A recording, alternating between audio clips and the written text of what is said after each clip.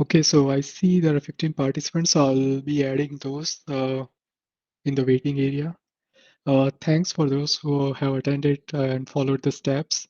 Uh, and we hope to hear from you, and we hope you use these large language models for your early stage drug discovery and drug discovery process in general to expedite the process and get benefits. Thank you, guys. I'll now go ahead and add, since we have 15 participants, I'll start adding some of those.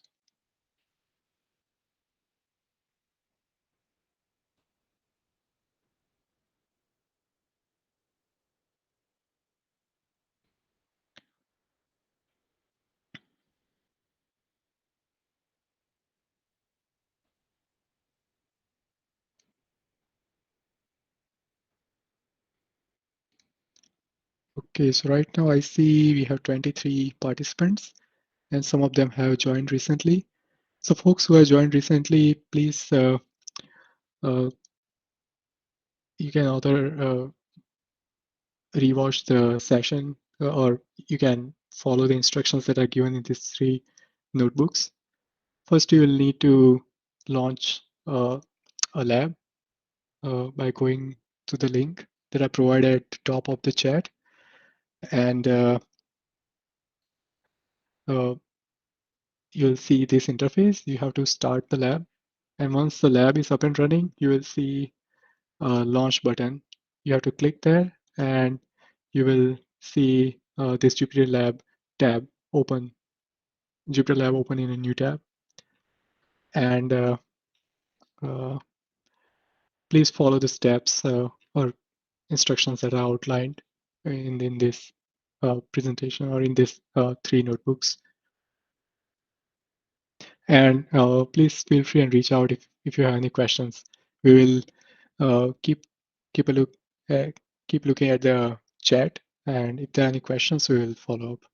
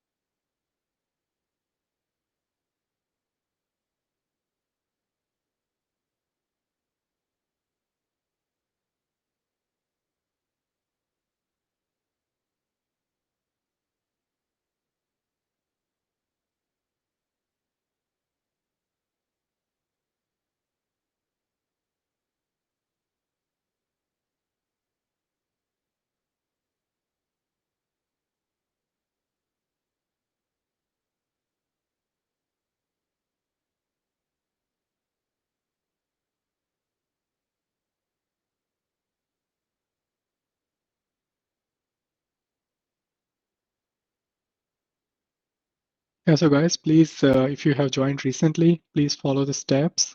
Basically, the first overview IPython notebook is just to provide an overview about the lab, basically discussing the architecture, a brief introduction of what MegaMolBot is, and the goals of this lab.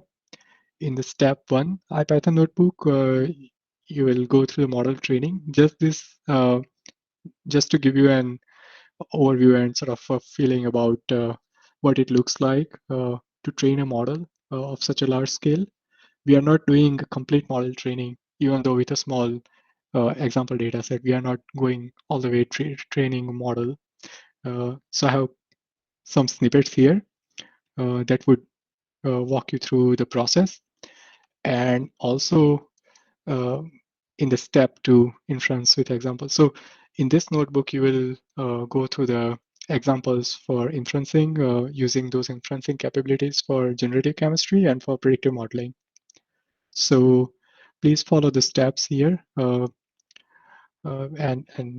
let us know if you have any questions in the chat. Also, please don't forget to terminate the terminal once you go through the pre-training step, because sometimes it may hold some of the memories on the GPU card. So you can check using the NVIDIA SMI command, how much memory is sort of there available on the GPU. So you might need some of the memories for uh, inference tasks. So easy way would be to just close the terminal session.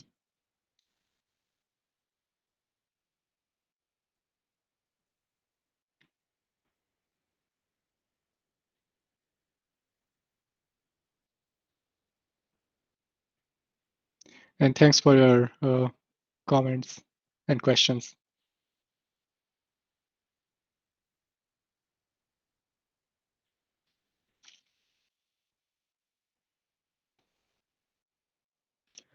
Okay, there is a question about how long will the course be accessible. Let me ask uh, our DLI team to make sure. But at least for a few days, you should be able to uh, have access. So at least few days, I would say a few weeks. Okay, great. Up to 1 year. And basically, you can take these notebooks and obtain a container from the Megamolbart's. So there's a place at NGC. So it's NVIDIA's catalog for GPU accelerated containers, and there are other resources as well. So you can explore these resources. You don't need to have any so these basically are free. So there is it's open source and it's free. So basically follow this link and obtain a container. Basically download a container on your local on-prem computer or workstation, or if you're running it in a cloud. We also have some example sort of workflows. If you're using, for example, AWS, and you can start using the container there. Or if you are running locally, you can use the containers on your local computer. And yeah, basically use the same notebook, or you can write down your own function. Basically, you need a inference wrapper access. So uh, you just need to make connection to the inference wrapper, and then you can call those functions. And if you are into sort of more uh, uh, state-of-the-art model, machine learning model generations, you can use cuDF and cuML. So those are GPU accelerated libraries, and you can also use Torch, for example, if you are um, like if you are looking to make like a feed-forward network that would sit on top of encoder, for example, if you just want to use encoder to get embeddings and train a model, or uh, hidden state and train a model on top of that, depending on use cases. So the use cases may vary. Like if you are into, if you're looking for molecule generation, so if you have a query compound, if you want to generate new molecule, then you'll just need a single function to go from hidden state to smile. So basically generate a perturb smile, a perturb hidden state, and then hidden state to smile. Or if you are just making a property prediction model, then you'll need a way to obtain embeddings and then use those embeddings for property prediction. So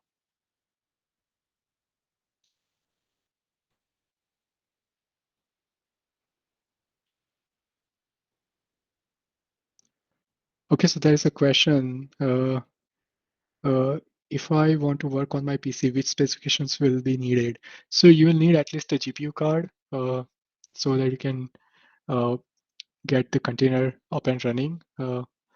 And yeah, I mean, you wouldn't want to launch a model training job on your on your laptop, or for example on your workstation, because depending on the size of the model and depending on the size of the input data set that you want to train a model, it can take significant amount of time. So for the model that we have, this pre-trained model Megamolbart, it has 45 million parameters, and it still took several days to train on a state-of-the-art GPU enabled node. So we had 8 GPUs per node, and we used 4 nodes.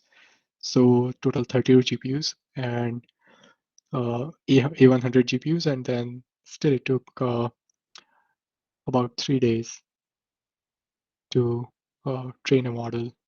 So it again depends on the use case, but for model pre-training, you may want to use more powerful compute infrastructure like somewhere in the cloud, or if you have a local cluster, GPU cluster, you can use those resources.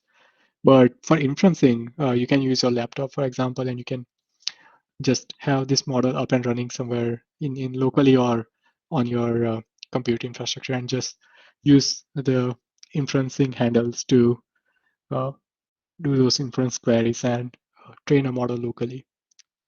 So yeah, great questions, by the way.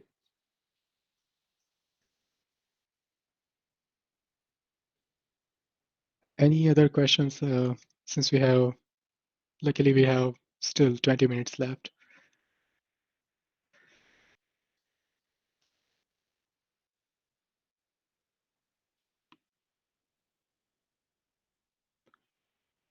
So yeah, please feel free and paste your questions in the chat box. We'll be happy to answer them.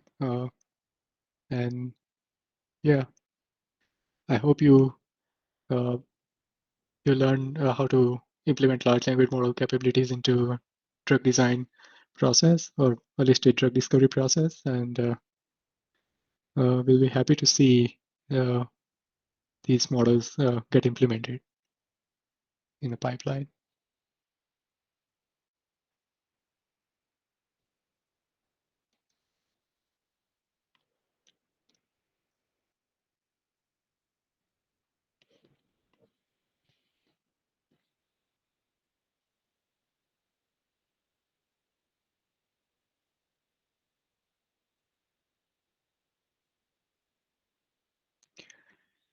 Again, just a quick note for those folks who would be watching this later as a recording and who haven't joined the live session, the link to the DLI node or the DLI instance to launch the lab will not work. So the code is valid only for only during the live session.